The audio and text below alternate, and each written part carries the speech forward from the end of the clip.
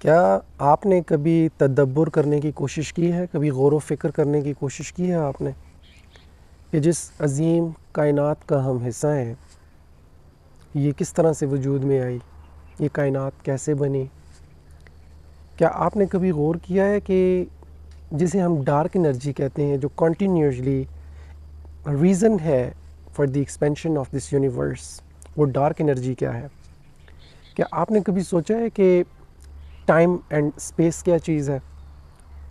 یا جو evolution theory ہے، ڈارون تھیوری آف ایوولوشن، وہ انسان کی پیدائش یا انسان کے ایوالو ہونے کے بارے میں کیا کہتی ہے؟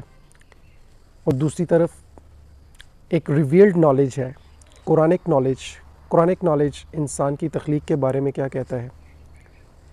یہ وہ غور و فکر ہے، یہ وہ تدبر ہے کہ جس کا حکم ہمیں ہماری مقدس کتاب قرآن کریم بھی دیتا ہے۔ قرآن کریم بار بار غور و فکر پر کیوں اتنا زور دیتا ہے؟ قرآن کریم میں سورہ ملک کے اندر اللہ رب العزت نے کیوں فرمایا کہ آسمان کی جانب دیکھو اور بار بار دیکھو؟ ایک مقام پر فرمایا کہ جب جہنم والوں سے سوال کیا جائے گا کہ تم کس وجہ سے جہنم میں ڈالے گئے، تو وہ جواب دیں گے کہ وَقَالُوا لَوْ كُنَّا نَسْمَعُ أَوْ نَعْقِلُ مَا كُنَّا فِي أَصْحَابِ السَّعِيرِ، وہ جواب دیں گے وَقَالُوا لَوْ كُنَّا نَسْمَعُ، وہ کہیں گے کہ اگر ہم سنتے، نسمعو کا مطلب ہے اگر ہم سنتے، او نعقلو یا سمجھتے، وما كنا فی اصحاب السعیر یعنی کہ ہم پھر اصحاب سعیر والوں میں سے نہ ہوتے۔ اصحاب سعیر یعنی کہ جہنم والے۔ تو اس میں بھی سننے اور سمجھنے کا حکم ہے، اور اس کے جواب میں پھر کہا گیا فاعترفوا بذنبہم، بس یہی وہ اعتراف ہے جو تم نے کر لیا۔ بیسیکلی اس آیت سے ہمیں یہ بات سمجھ میں آتی ہے کہ سننا اور سمجھنا ہمارے لیے کتنا ضروری ہے۔ تو جب ہم سنیں گے نہیں، سمجھیں گے نہیں چیزوں کو، تو تدبر کیسے کریں گے؟ تدبر ود مسٹر سوشیالوجسٹ کی اس سیریز میں میرا مقصد اپنی رائے کو کسی پر مسلط کرنا نہیں ہے، بلکہ حقیقت کی روشنی میں اپنے دماغ میں پنپتے سوالوں کے جواب تلاش کرنا ہے۔ قرآن کریم کہتا ہے کہ ہمیں قسم ہے ان مقامات کی جہاں ستارے ڈوبتے ہیں، اگر تم سمجھو تو یہ ایک بڑی قسم ہے۔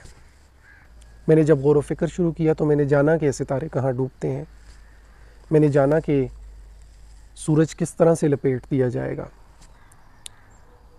میں نے بہت سی چیزوں پر غور و فکر شروع کیا، میں نے جانا کہ کس طرح سے مٹی سے انسان بنایا گیا۔ وَخَلَقَ الْإِنسَانَ مِنْ صَلْصَالٍ كَالْفَخَّارِ، قرآن کریم کی سورہ رحمان کے اندر اللہ رب العزت نے فرمایا کہ ہم نے انسان کو کالفخار یعنی کہ مٹی سے بنایا۔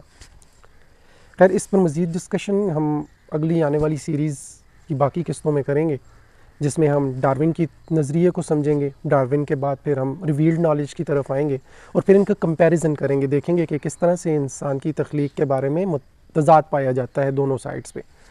مسٹر سوشیالوجسٹ کی اس تدبر سیریز میں میرا ساتھ دیں اور آپ کے ذہنوں میں جو سوالات ہیں وہ پوچھیں، تاکہ ہم علم کی روشنی میں ان سوالوں کے جواب تلاش کرنے کی کوشش کریں۔